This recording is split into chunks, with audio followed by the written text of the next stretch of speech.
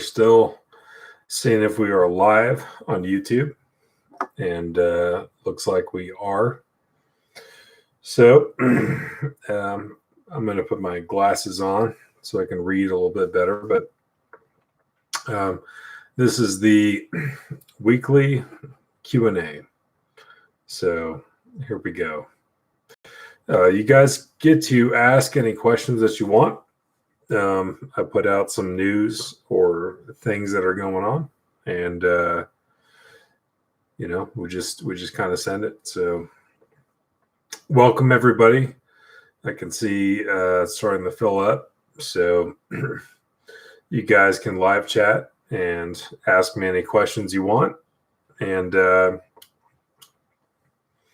we'll just go ahead and get started whenever some questions roll in. A couple announcements or things that are going on. So first of all, I'm using that sweet 9/11 GI Bill to pursue EMT school, and that's with the eventual goal of becoming a firefighter. It's actually, my grandfather was a firefighter for many years and retired out here doing that on top of the Army and everything else. And it's something I've been thinking about for the past 5 years or so, like since I was in the Army. So it's something I'm going to do.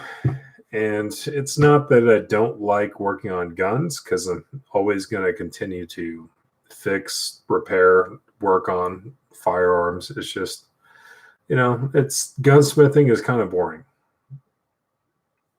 I mean, I don't know what other way to say it, unless you are infatuated with machining or working on old school steel and wood and understanding designs. And sometimes it gets interesting, but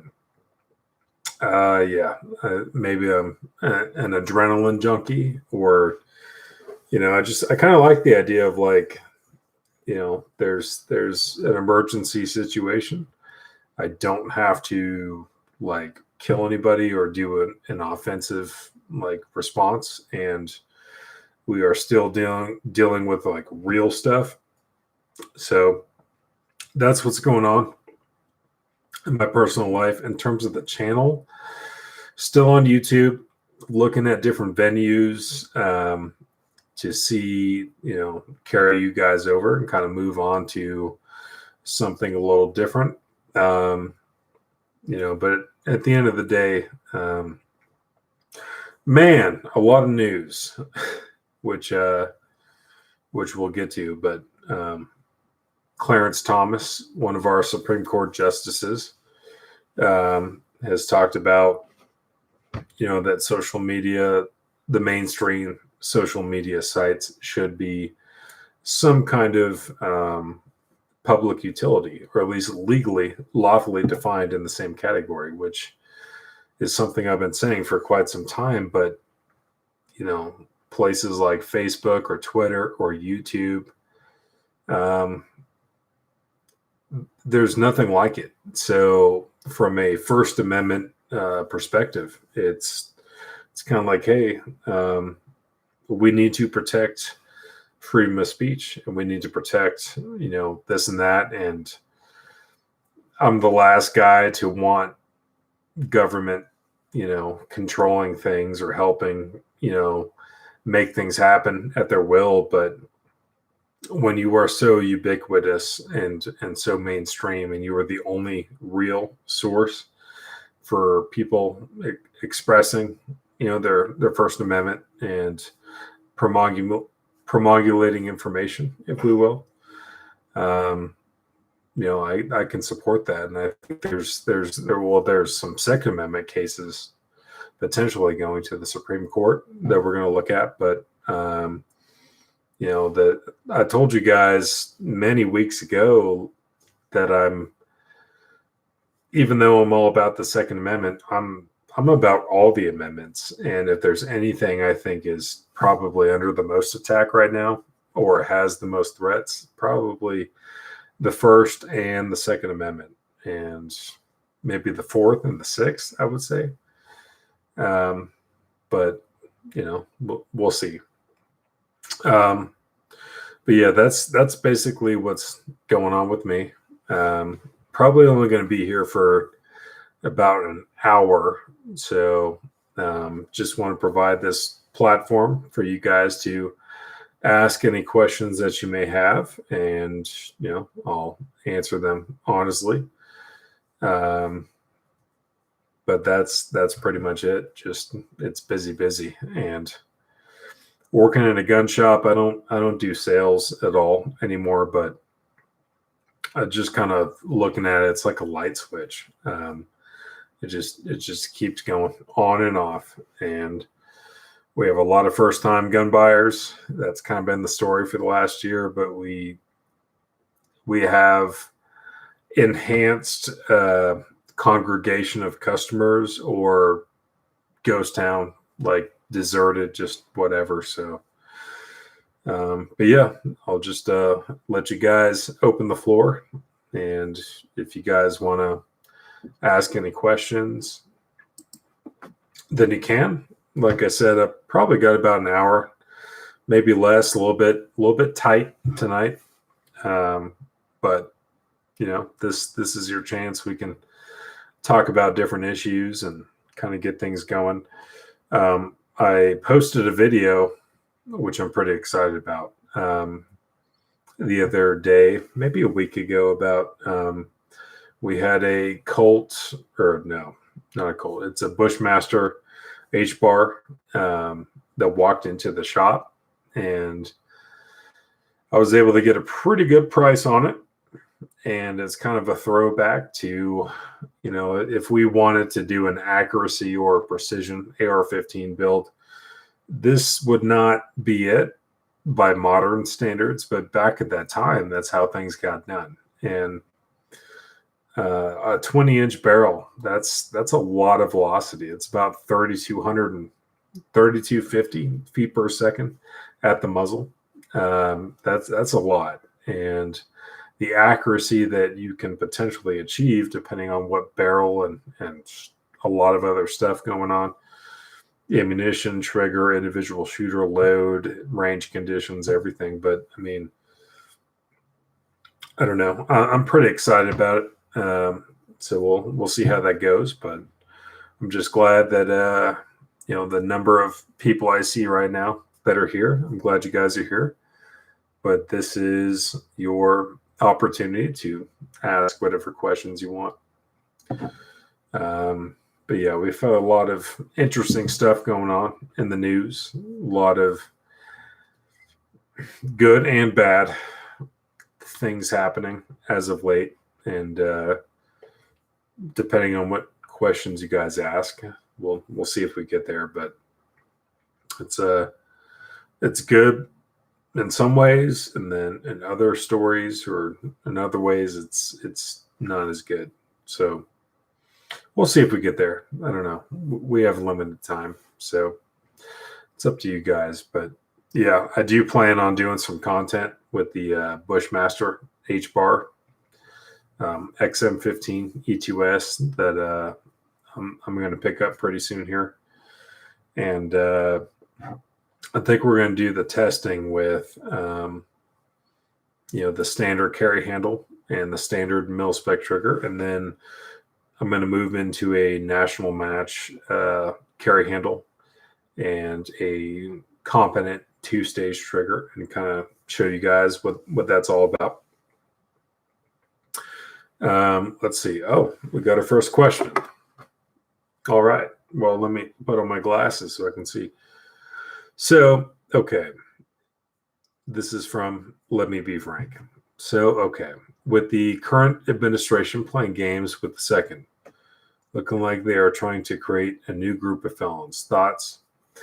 Yeah, so my thoughts, I think sometimes anger guys like us, like very extremely pro-Second Amendment people, but sometimes, but especially they anger the thoughts of people who are against guns, or an armed free society, which I believe in. So the challenge that I see, which is a very credible threat, is and I have a couple almanacs, at least my most recent almanac about this, where um, the Biden Harris campaign on their website, Biden just lauded his achievements back in 1993, moving into the 2004 assault weapons ban. That he's like, oh, I've taken on the NRA and I've got this thing done, and I can do it again, kind of thing. And that's getting to the point that it's kind of like a 90s era playbook on what they think could be actionable or effective gun control. And I don't see that happening. I do see attempts to be made of, trying to make people overnight felons. But there's the letter of what I would call the temporary law, where, in our country, in the Constitution, like you can't, sue or go to court or have problems with stuff unless you can sue for redress. So there needs to be a grievance first that has standing, and it's a moot issue, or not a moot point, where people have problems, an egregious law is passed to our rights in our Constitution. People are arrested for these offenses for this new law.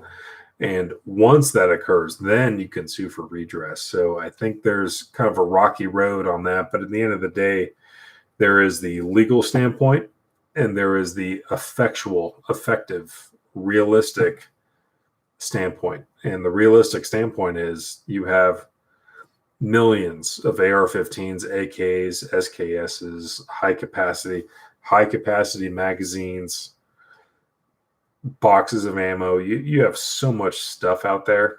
We have in our country, perhaps at least on very conservative estimates, more guns than people. And if they want to dust off the 90s playbook on gun control, which was not even effective or right at the time it was enacted, and especially in these days, it just makes no sense. Effectually, it's not going to do anything.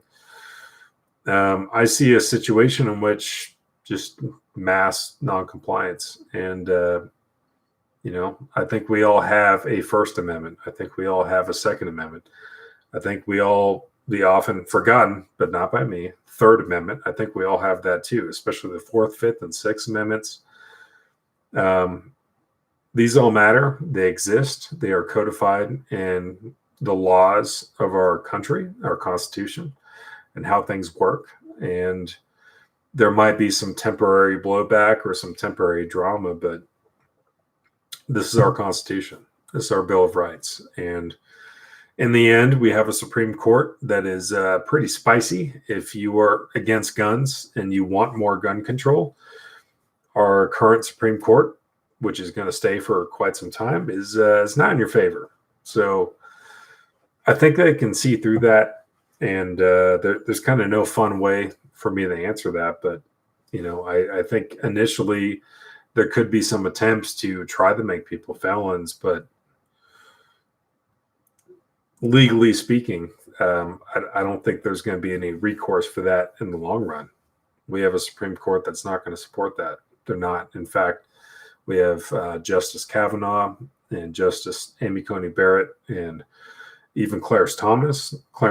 Like we have justices who have urged and wanted for and longed for Second Amendment cases that have been passed up in our Supreme Court for quite some time. But I think the buck is about to stop because they have majority opinion. Even if John Edwards or Justice Edwards wants to go all Obamacare on us, I don't think that's going to save anything. The majority is there. So it's I don't know. If I was anti-gun right now, I would be wildly concerned. Assuming they can get the majorities in the House and the Senate, a little bit dicey. And that's a whole other a very deep tangent on Joe Manchin from West Virginia, a senator there who is technically a Democrat, but he doesn't caucus with them most of the time. So I guess we're just going to have to see how that plays out. But yeah, answering the question, with the current administration playing games with the Second Amendment, looking like they are trying to create a new group of felons. Yeah. And you know what? I've always said, just maybe I'll finish on this point. I've said it in previous videos and almanacs, but I am always going to have AR-15s. I'm always going to have firearms. I'm always going to have all that stuff going on. So if they want to make me a felon for the things that I fought in Afghanistan and Iraq for, I don't particularly care. I mean, I care, but I'm just gonna keep doing me because I'm an American. And whatever they want to call me or whatever piece of paper they're gonna sign, and all of a sudden I'm the bad guy. I'm totally lawful and legal with my lawfully owned property that I bought with an invoice, background check, paperwork, receipt, everything. And I go to bed that night and I'm totally good to go. And I wake up in the morning as a felon, according to them, whatever piece of paper they sign. I don't care. I don't care. I am going to continue to own AR-15s, AKs, pistols. I'm going to continue to carry a pistol on my person everywhere I go. I'm just going to be an American. And if they have problems with that, well, maybe we'll have a case that goes to the Supreme Court. But it's hard for me to say I do and I don't care. I don't care because I'm going to be an American. I'm going to do my thing, whatever. But I do care because I don't want good, law-abiding American, tax-paying American citizens who are working hard, feeding, their families, putting food on the table and making things happen, for them to get arrested on some sham charges. That's where I do care. But for me personally, I don't particularly care. I'm just going to be an American. And, going to Afghanistan and Iraq as a machine gunner, infantryman, and doing my stuff. I'm just going to be me. Hello. Hey, Miss Texas is home. Everybody. Hello. Hello. How's it going? It's going well. Did you have a good day? Yeah, it's very exhausting. Okay. Can I get a hug? Yes. Okay. Sorry, everybody. But it's okay. Oh, okay. I'll be right back. A couple seconds. Hello.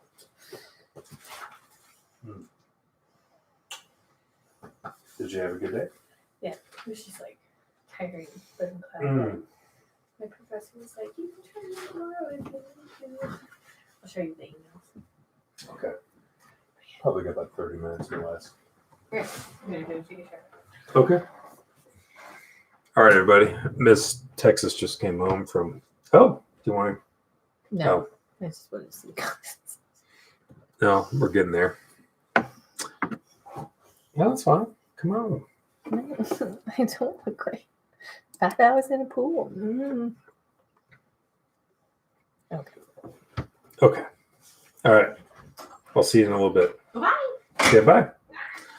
All right.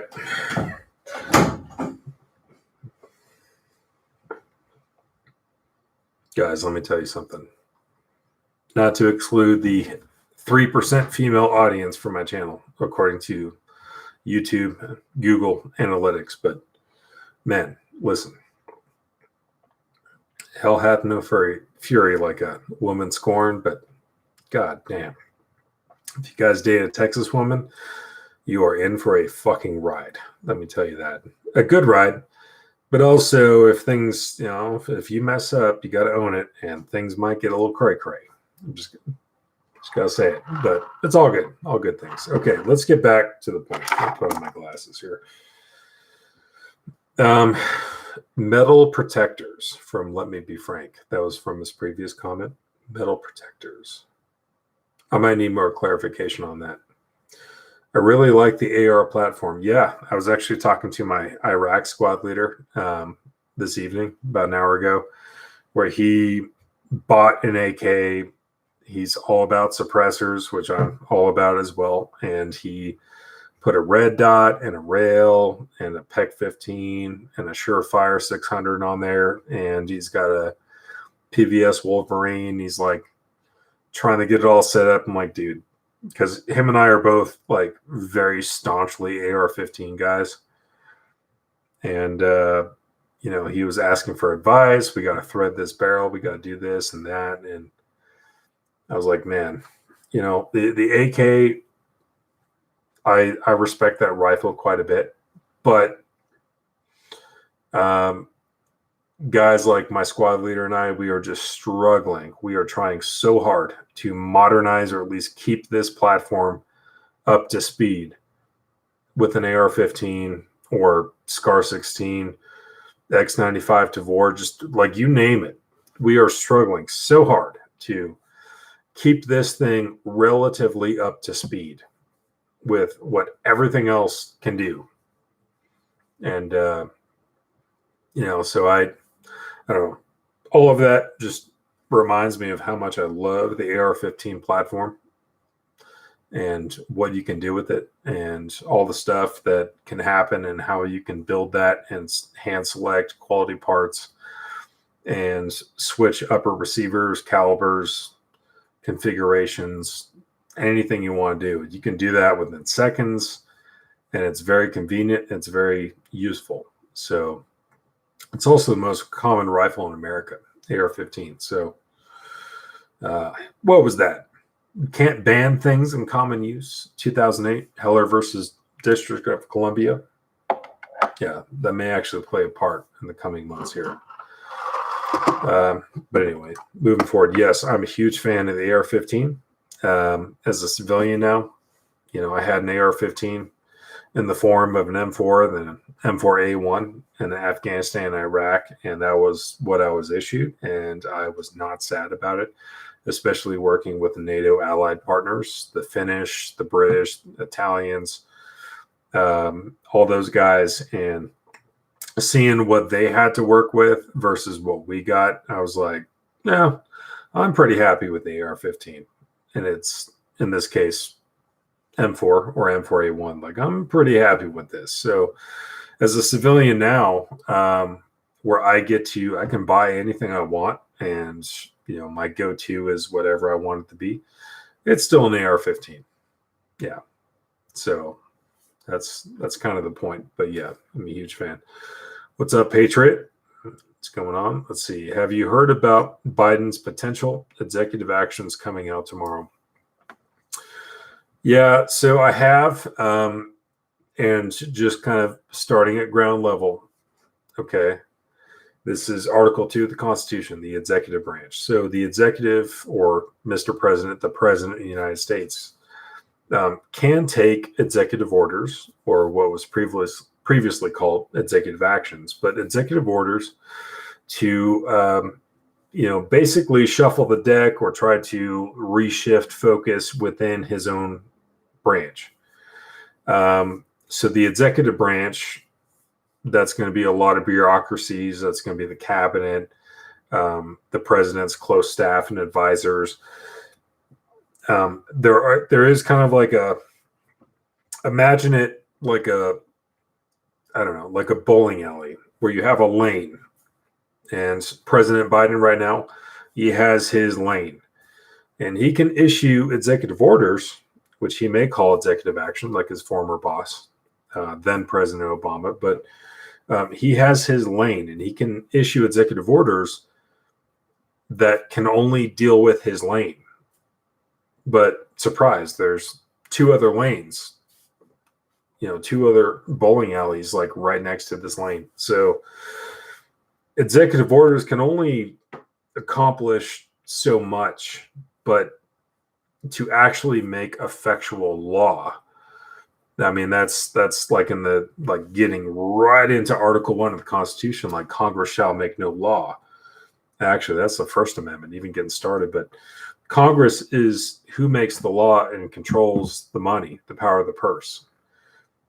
Now, the executive must sign off on it if it makes it to his desk. But in terms of the executive himself with the executive branch, there's only you got to imagine, like I said, a bowling alley where he's got one lane, he's got the bumpers up, and you have to stay within this lane. That's,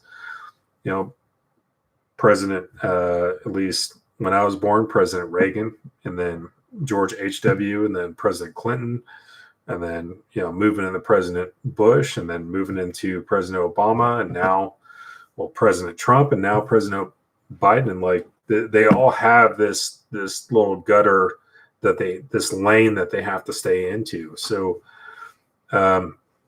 if people are actually concerned about executive orders coming down from a president, whether it's Trump or Biden or whoever it is, like, I would strenuously urge you to read your Constitution. And I would, in fact, cite you the Article 2. Not saying that it doesn't carry weight, and not saying that it cannot achieve things for better and worse. I'm just saying there is a very strict avenue of approach on executive orders. So it's not that I'm not worried about it, but I also understand it does not carry the weight of law. It's a restructuring of the executive branch, however the executive sees fit at that current time. So executive orders can happen, and they do affect the Second Amendment and other things in different ways. But if you want to ban assault rifles, you want to confiscate firearms, you want to, whatever you want to do, like, that has to be a law. That's a bill that becomes a law through the House and the Senate. Now we're dealing with Article 1 of the Constitution. Like, read your Constitution is what I tell people. When they are concerned that Trump was going to do this with executive orders, or now Biden's going to do that, it's like, look, it matters, but you have to understand there's a very intentional, by our founding fathers, there's a very intentional limit to that projection of influence through, or at least in this case, through, by, or with executive orders. So I'm tracking it. I'm aware of it, but I'm not as concerned as I think I've seen other people. Doesn't mean that we can't just ignore it and forget it. It just means I strenuously, for God's sake, please read your Constitution. Look at the things that executive orders can do, but also, where does it stop? So I guess I'll just kind of end on that. But no, I'm not, don't get it twisted. I'm not judging, and I'm not judging you. I'm not worried about anybody who's worried about executive orders allegedly going to happen tomorrow. Maybe. I'm just saying, like, there is a constitutional limit to where that can go and what exactly that can deal with. So, I'm still tracking it. I'm still watching it. I still care about it. I also know there is a limit of advance on the capabilities of that. And I wish more people understood that. But, okay. Classes. Here we go. Let's see. From Let Me Be Frank, it would be interesting to poll county sheriffs across the country. I think that was going back to what you initially said. So here's the thing. Your county sheriff matters a lot. Or if you're in Louisiana, your parish sheriff, like, it matters a lot. So if, we've already had some blowback from certain individual states, extra credit if you guys know what I'm talking about, but where they are moving ordinances through, or have already passed them, where it's like, hey, if a federal assault weapons ban or anything crazy like that happens, and if federal agents or federal officers are trying to enforce this, then they will be arrested by our law enforcement of our state, because we're not on board with that and we don't see it as constitutional. We're not, or it's like, if it comes to pass, we're not going to enforce it because we just care about Texas stuff. We don't care about whatever crazy stuff the current administration is trying to do from a federal standpoint. That's not our jam. That's not what we're doing. So there are a lot of county sheriffs who, we're talking about a county sheriff, which is an elected position by and large, and they are cut from the same cloth as the county that they are running to be the sheriff of. So they know their family, their neighbors, people they've worked with. They know where they grew up. They know these people. And if someone is going to turn around and be like, hey, you need to confiscate guns or you need to do this and that, by and large, they're going to say, no, I don't think so, dude. No.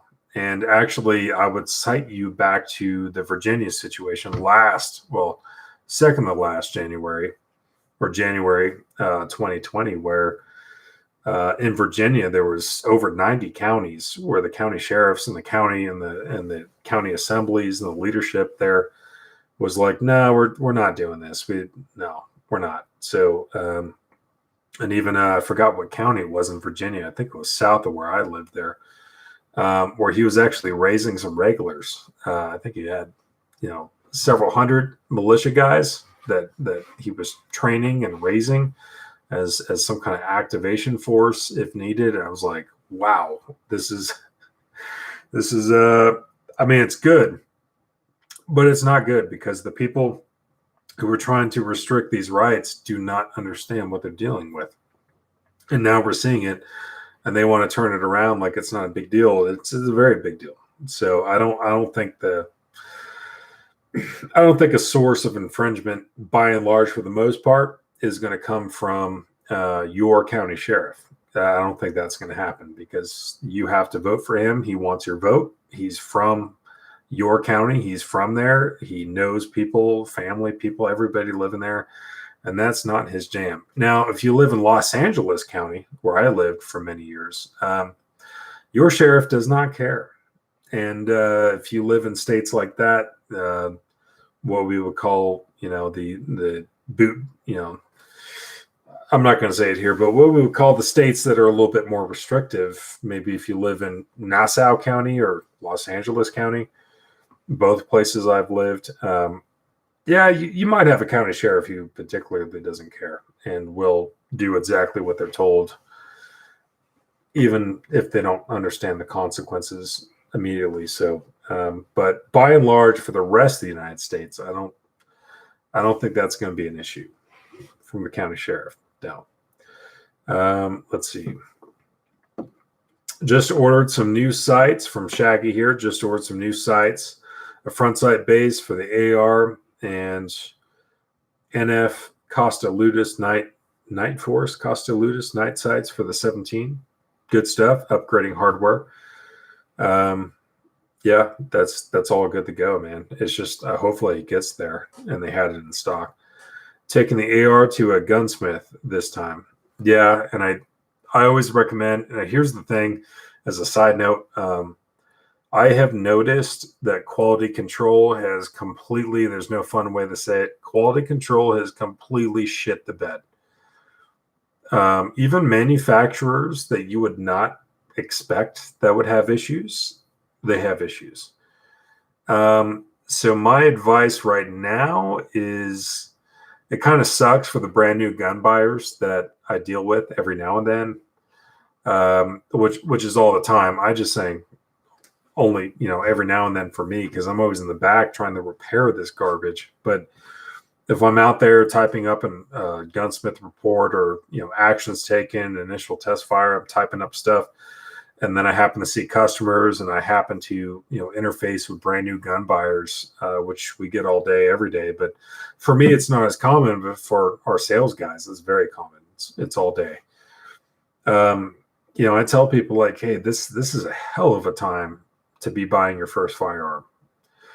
You should have been on this train a long time ago when we were saying like, hey, not being killed or murdered in your house is like kind of a cool thing. And, rape is like really not okay. And getting carjacked, well, that's also not okay. And that sucks. Maybe you should like potentially think about getting a firearm if you want to. And back when inventory was great, quality control was great, ammunition was plentiful and at regular pricing. And they said, no, well, I don't know. And then now here we find them. Their neighbors getting broken into, someone getting murdered on their city block. Something horrible happening. And, finally they're coming in to finally address the thing that we said we should, maybe this might be a good idea, like rape and murder and getting carjacked and robbed, like burglarized in your home. Like these are things that are like, we don't like, so we have guns. And, maybe you should think about it if you want to. And I will take you to the range and help you and whatever. And all those people that said no, and now they're coming in to buy a gun. I got to say, this is a hell of a time to buy a gun. But getting back on target, quality control sucks. We have so many rounds of ammunition that the projectile is loaded backwards. The primer's not going off. It's a squib round, and now it's stuck in the barrel, and I got to fix it. We've got guns where, the front sight base on some entry-level AR-15, I'm not going to mention manufacturers. I see it most of the time, but you can't even establish zero. You're maxing out windage just trying to do this because they did not drill and pin those holes adequately, completely concentric. You have manufacturers, even I trusted before this, and the reality is they're running their people and their machines 24/7, and they're trying to put as much out there as they can. And some manufacturers are still trying to hold the line with quality control, but other manufacturers have literally made the decision, we don't care. We went from like 60 quality control checkpoints until the gun goes in the box and it's good.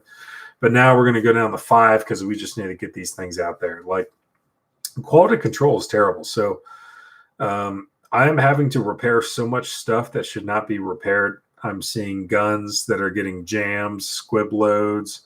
We had one catastrophic failure a little while back where the catastrophic failure from like a firearms perspective, like at least technical term, that the gun blows up, dude. Like the gun blew up.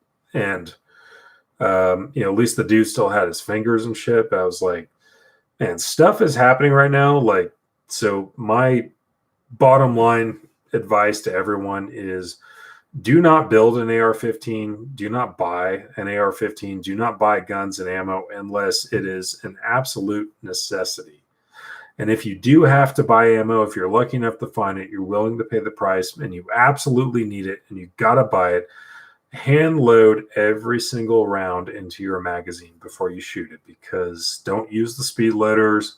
Don't listen to a podcast with your Bluetooth, ear protection on the range. You're like doing whatever. Inspect and look at every single cartridge that you are loading into your magazine, because I've had rounds that are backwards, primers that are backwards, primers and projectiles that are good, but there's a light charge in there, i.e. like no powder. I've had all kinds of crazy shit happening. Watch every round that you're putting in your magazines, because quality control is at an all-time low. And if you don't have to build an AR, you don't have to buy a gun, you don't have to buy ammo, just don't. Not right now. Just don't. Quality control is so bad. And that's, I mean, I don't know what else to say. Let's get back on target. Let's see. Ready Gunner is a really cool gun store. We need more gun stores like that. Yeah. My boss, the owner, Neil, he was also an Army dude. We went to some of the same places overseas. He was a Rangerback guy. Wildly pro Second Amendment kind of dude. I mean, the dude owns more machine guns than I can even count.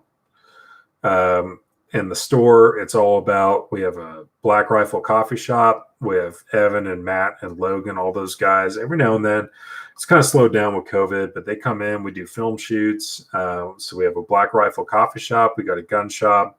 We got, the regular shop in there. We got a gun range. We got full auto rentals. It's just absolute freedom machine.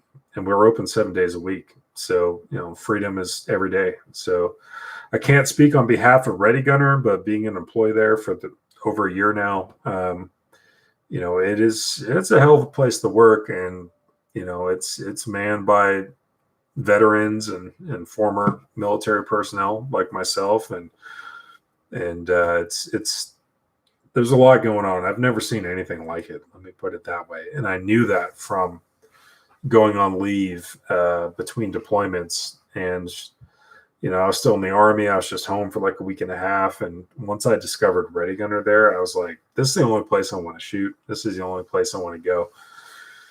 So pretty good crew, pretty outstanding. And I've shot at many ranges. I've lived in 6 different states. I've been around the world. In our country, I've never seen anything like it. So it is a joy to work there. Okay, let's see. I hope that we can get a victory in the Supreme Court soon. I hope so too. And I think the victory is inevitable. I'm more interested in a bunch of different cases that could be coming to the Supreme Court. We have heard from a number of justices that they do want to hear more Second Amendment related cases, and they are disheveled or disappointed that the Supreme Court in the years past has not taken up these cases, and they want to. And now that we have Justice Gorsuch, Justice Kavanaugh, and Justice Coney Barrett, like now that we have this, and even Clarence Thomas coming out and saying like, yeah, we need to do more here. I think it's inevitable within the next year or 2, 3 years that we're going to get.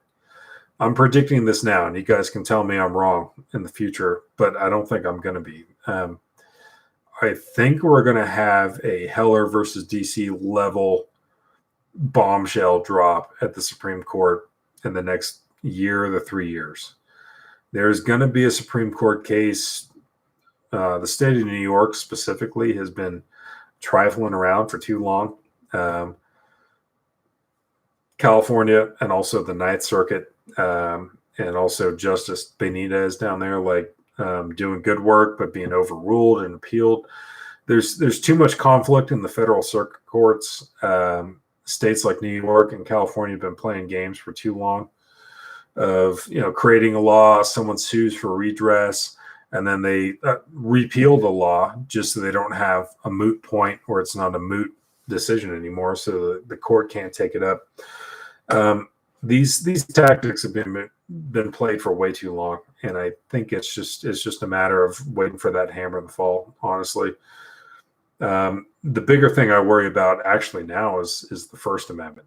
I always worry about the Second Amendment.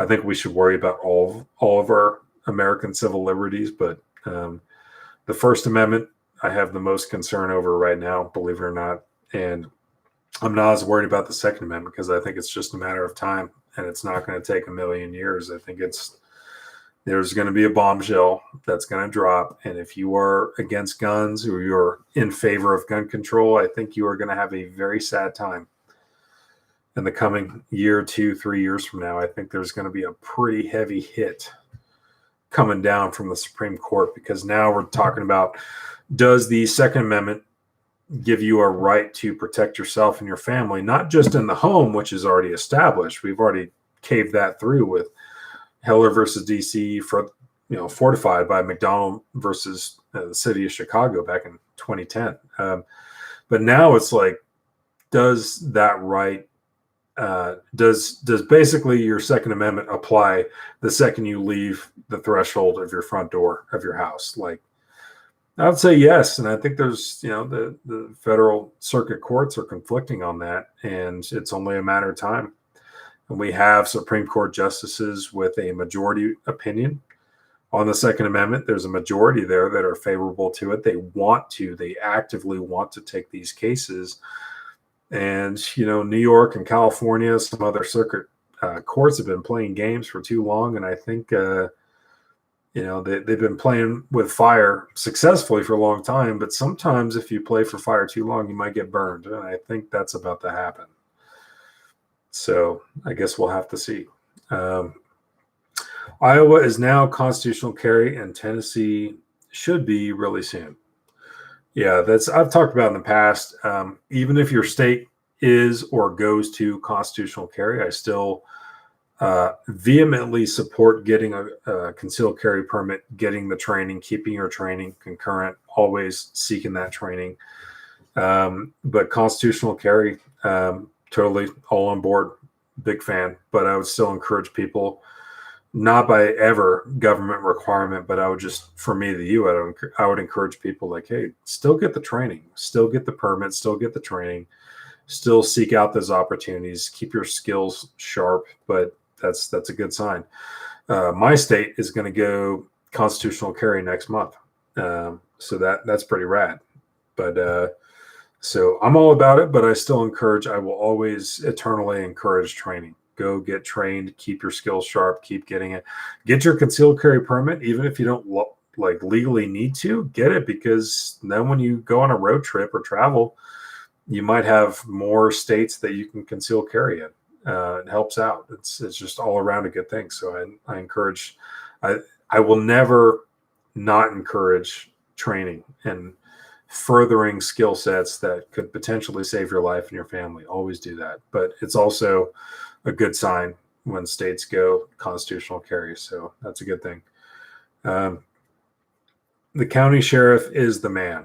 Yeah. And many counties, especially if you're spread out, don't have a high population density. There's many, many hundreds of square miles in your county, whatever the case is. The county sheriff is kind of a big deal because that is the chief law enforcement officer who his mindset, but also, I mean, not only statute and law, but his mindset on how things are going to go and what kind of sheriff's department he's going to run. He's the chief law enforcement officer, and that is going to deal very heavily into the arresting officer should or if anything happens. And so he is a big deal. Agreed. Yes. Any almanacs coming? Right now, things have been so crazy. Still slowly working on the Constitution Almanac, or at least revisiting that from years ago. But there is one, though, and I think this is pretty cool, and I need your guys' help. One thing I have been working on, which I think would be just the most sick almanac possible for you guys, is one of my best friends he is in favor of more gun control, or at least enhanced background checks or gun registration, things like that. But the dude, he owns an AK, SKS, he owns stuff like that. So maybe he might be somewhere in the middle of the road. And then I know some very anti-gun people that I still consider them friends, even though we disagree quite heavily on this topic. They're still good people. We just don't see eye to eye on this, and we keep it respectful. But one thing that I really have been wanting to do for some time, and I've actually been starting to organize this and make it happen, is I want to do an almanac where we have a panel, a 3-person panel of the most pro Second Amendment person you could imagine on the panel, which would be represented by me. And then you have a very anti-gun person, which I have several friends who were just trying to get the dates and the timing arranged. But so we have a very pro-gun person, and me representing you guys, and me representing how I feel about it, understanding history, our Constitution, and looking at it, and just being a very pro Second Amendment kind of person.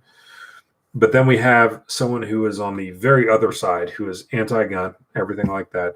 And then we have someone who's in the middle, who is in favor of gun registration or looking at, universal background checks and all that garbage, but also owns some guns that are not okay. They're not the Biden Special, the double barrel shotgun. So essentially, I'm trying to create an almanac and get the stars to align in all of our schedules where you have a pro-gun person, a very anti-gun person, and you have someone kind of in the middle.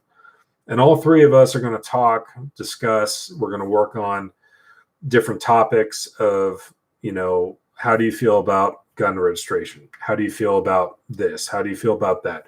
What do you think the Second Amendment was made for, and what does it mean? So I think that would be a very interesting, kind of almanac. What's up? Oh, I know. Okay. Okay, I got about 15 minutes or less. So I'm done Oh, I know. because I got to go. We got dinner plans. Yeah. All right, everybody. I got about 15 minutes or less. Like I just said, we actually do have dinner plans, and that's going to happen in about 30 minutes. So I do have to go. But anyway, back to the point. Interesting almanacs planned. There is one that I have been deeply wanting to do. Pro Gun Dude, I'm going to represent you guys. I'm going to carry that team because I'm the dude that thinks the 1934 NFA needs to go away. Everyone should have machine guns if they want them. I don't care.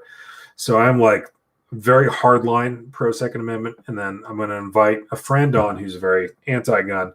And then I have a friend who is like, maybe these days he seems like Bigfoot, but he is somewhere in the middle. And I think that would be a very interesting conversation. It's going to be respectful.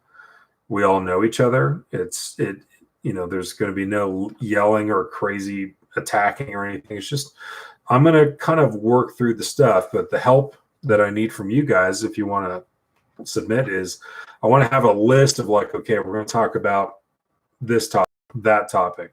Here's the list of topics related to the Second Amendment that we're going to talk about. So you guys can give me your ideas. And for those who are going to watch this after it was live, if you want to put that in the comments, like, hey, I think this would be a great topic. I already know, like, I'm going to talk about what do you think the Second Amendment was written for? Like, what do you think that actually means in your words? And that's going to be a question. How do you feel about universal gun registration? There's certain topics I want to hit, but I want to hear from you guys of what topics in that kind of almanac that you guys would want me to hit. So it should be a good time. We're going to see if our schedules can work out. It's pretty tough, but that's probably the biggest priority right now, because I think it could really help clear the air, or at least people can send it to friends and link it like, hey, we got a crazy pro-gun guy, we got a crazy anti-gun person, and we got someone in the middle, and they talk for 3 hours about all these topics and kind of hit it from all sides. But it's actually respectful, and it's actually calm, and it's kind of interesting. So that's probably the biggest priority right now. Okay, moving on. The Black Bess is, there's more content planned on that, so we'll get to that. But the Black Bess is something I want to do, and it's kind of tough because the quality control is so bad that I can't, in good faith, recommend people buy anything right now. But if you have no choice and you didn't have an AR-15 before this, you just got to do it. So, okay. How many estimated new gun owners are there? About 9 million or so. Yeah, it's probably 9 to 15 million. The last numbers I looked at. It's a lot. It's a lot. I've never seen this many brand new gun owners in the last year and a half. It's a lot of new people suddenly discovering, the second provision on their entire Bill of Rights. Better late than never. But yeah, there's a lot of brand new gun owners. Let's see. And speaking of the First Amendment, please keep us posted on where we can see your videos. Can't believe that YouTube removed some the other day. I can. I knew, I was getting a little bit edgy by posting like 5 videos on how to build an AR-15. And I knew that, the other shoe was going to fall on that. But I didn't care. I didn't monetize the videos. I just wanted you guys to see it. I wanted to push out the content for people who needed it. I had a lot of positive reactions from that. And it was kind of, I don't want to say it was a suicide mission, but I knew there was going to be some drama with the people at YouTube who were showing you how to build an AR-15 on all these different videos. And I just didn't care. As of now, I still have no strikes on my account. You need 3 strikes and then you're out, just like baseball, to be totally deplatformed. But I do intend to give you guys some alternative platforms. I expect the viewership and subscriber base and comments or whatever is not going to be as strong as it has been on YouTube. But I still will do it just so people in the future can find me. but we'll see kind of where that goes. But in the meantime, YouTube is not very friendly to the First Amendment. I think that's not debatable. It should not be debatable. So I need to find alternative platforms who embrace freedom of speech and freedom of expression.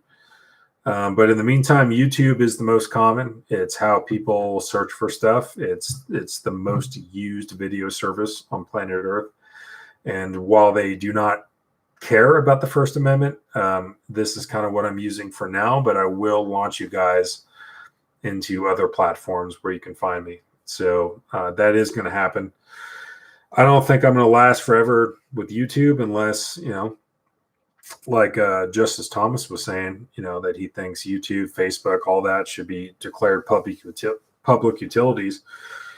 But until we get that to happen, my days are numbered here, because I'm talking about one of our fundamental American civil liberties that is not very politically correct to embrace, talk about, or promulgate, and that's what I do on my channel. So I think, due to the fact that YouTube does not give a shit about freedom of expression, and even all of our Bill of Rights, my days are numbered. But I will launch you guys into alternative platforms that are First Amendment friendly, I guess we can say. Let's see. I hope that you were right about the Supreme Court. I'm really looking forward to that day. I'm just paranoid about it all. Yeah, I'm not too paranoid. I guess for me, I am going to continue to carry firearms in public for lawful self-defense. I'm going to continue to own AR-15s and AKs and all, high capacity magazine. I'm going to do my thing. I do care whether they would call me a felon or not. And I have lived in New York and California and states that did not particularly care about the Second Amendment. So I know what that feels like, but I'm not paranoid or worried about it. I do think we have a very strong case. I think we have a very supportive Supreme Court. Well, I know we do. And I got to say that there's so many things in the federal circuit courts coming to a head on Second Amendment issues, and several justices want to take Second Amendment cases.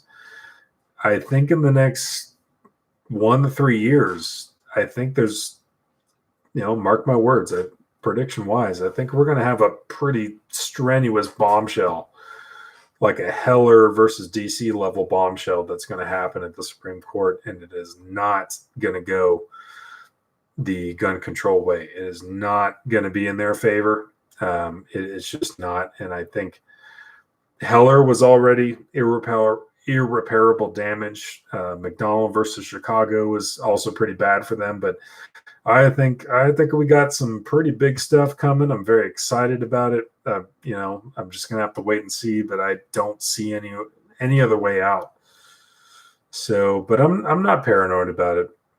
We all, got to live our lives, feed our families, take care of what we're doing and stuff. But, and ultimately, I'm still doing what I'm going to do. I don't care what pieces of paper they sign. I'm an American. I've fought for that, and I don't particularly care. I'm just going to free them on. But I do care when it comes to respecting our rights and our Constitution. And I do actually happen to think very confidently that there's going to be some pretty heavy shit from the Supreme Court. I would say 1 to 3 years from now, that is going to be a complete bombshell in favor of the Second Amendment. So, but we'll see it when we see it. But I wouldn't concern or worry about it. I would still write and especially call your congressmen and senators, elected officials. I would still let them know how you feel. If they did something good, let them know. If you oppose a bill that they're trying to do against the Second Amendment, I would let them know as well. But in the end, I am not as worried as I thought it would be.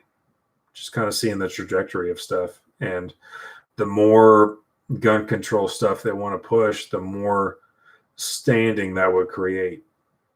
And whether the Supreme Court is going to take a case or not, there has to be standing. It has to be a moot point. There has to be, or it has to be a relevant point, rather.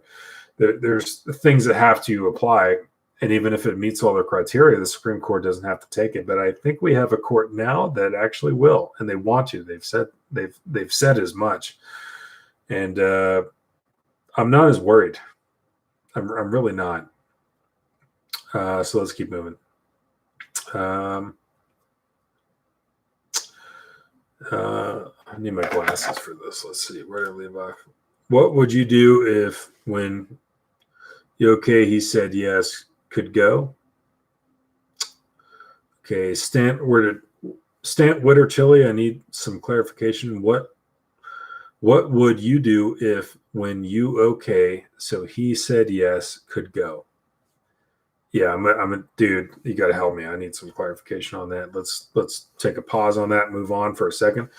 I love the debate idea. This is going to be interesting. Yeah, we got to align the stars, get our schedules together. But yeah, that's something I want to do, is get me being like crazy, like really hard pro 2A, getting my middle of the road friend, and then getting one of my seriously anti-gun friends, and get all three of us in a respectful, cool, not even a debate, just a discussion, and kind of bounce ideas off each other. And not even for us, but for those who would listen or see it later. I think it's going to be pretty awesome. So that's priority number one. I'm excited for that as well. We just got to get all of our schedules to work out. Thanks for your time. I hear the dinner bell ringing. Yeah, I got to go. I got like 10 minutes or less. Not even that. So I'm going to try to breeze through this. You could maybe discuss the intentions of the founders in regards to the Second Amendment. Yeah, I could, but there's a lot of smoke screens like, well, maybe they intended that, but the world is very different than it was in the 18th century, the late 18th century. And I'll agree, like, yeah, that was a different time than it is now, for sure. I agree. Technology has also enhanced and changed a lot since then. I agree, totally. But there are some universal principles that, whatever religion you want to practice, or nothing at all, whatever you want to say, specifically criticizing the government or public officials, that should be legal.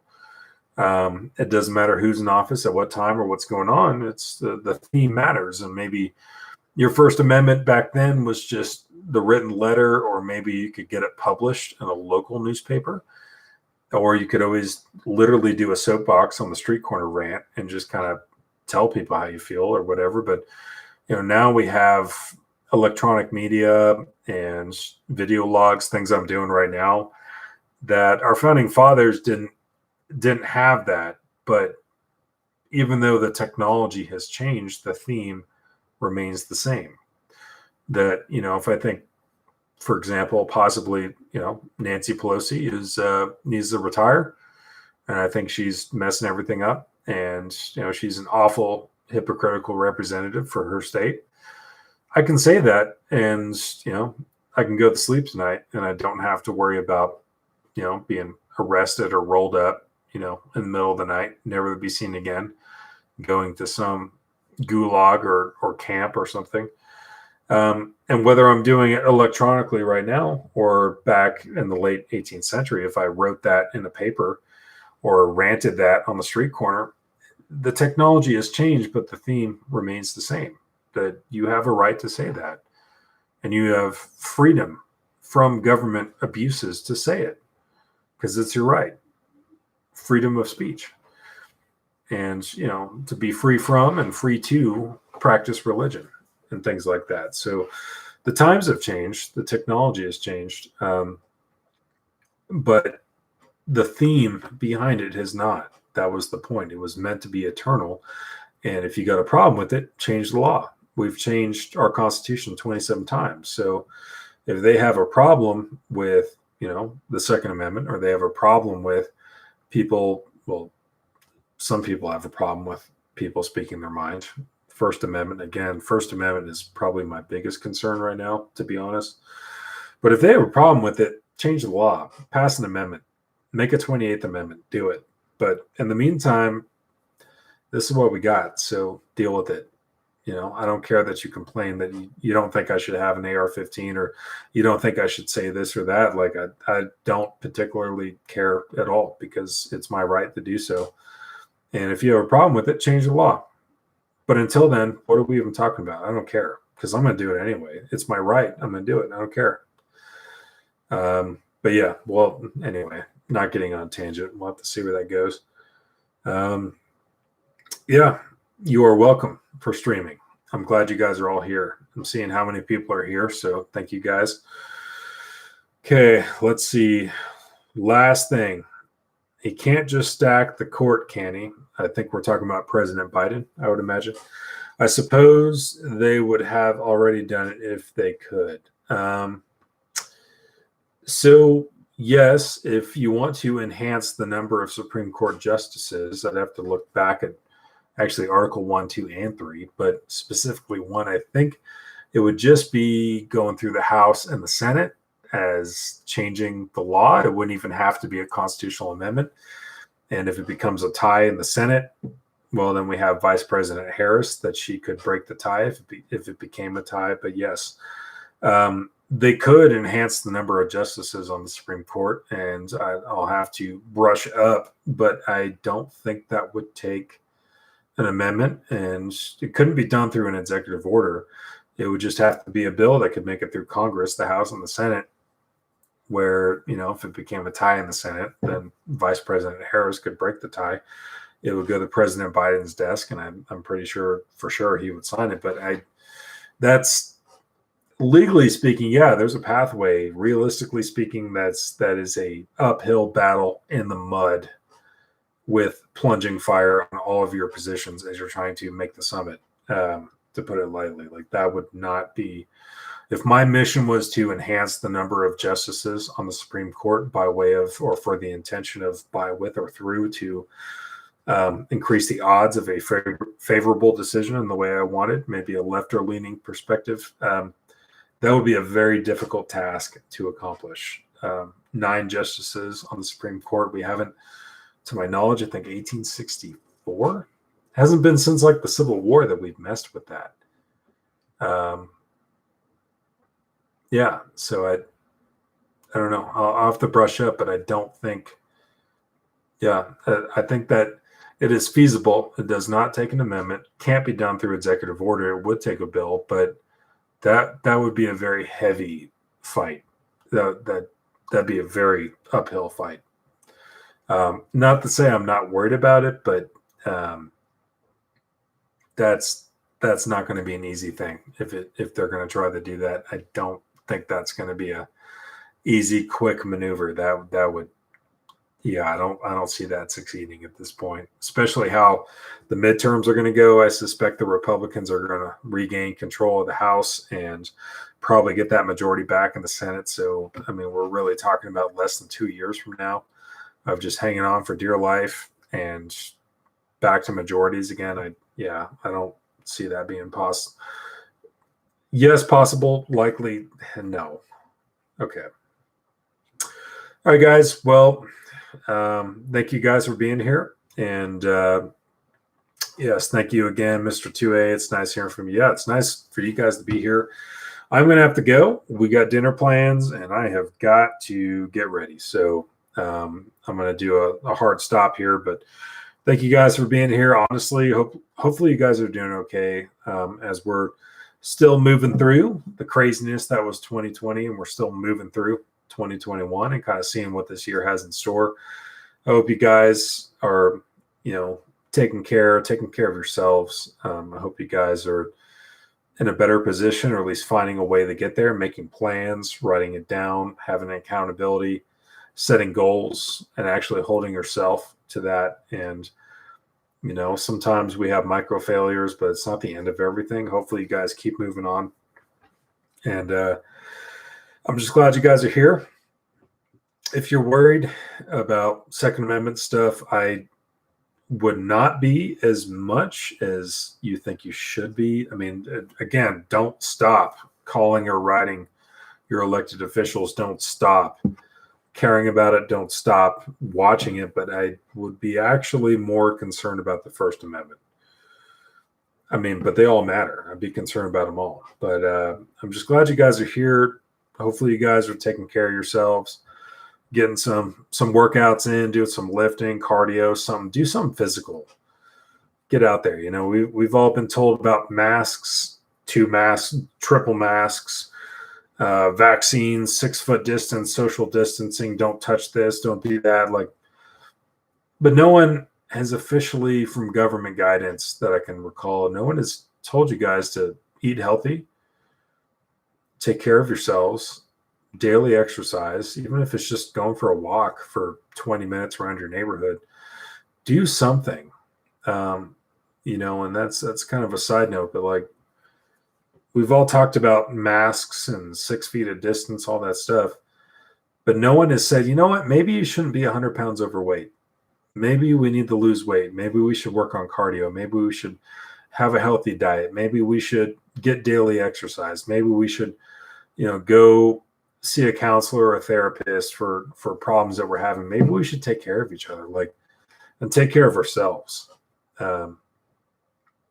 So I hope you guys are doing that, and I would encourage you to if you feel like you need to. But hopefully you guys are doing okay. I'm actually, some of you may not understand it, but I'm actually pretty optimistic. I am, considering what we have going on. And I've got my own goals, got my own things going on, and I hope you guys do too. But I'll be around, and let's see. Will you be streaming next Wednesday? We will see. I intend to. Let's see. Hold on. Next Wednesday. What's the date? Because I am going to Texas in like a week and a half. So let's see.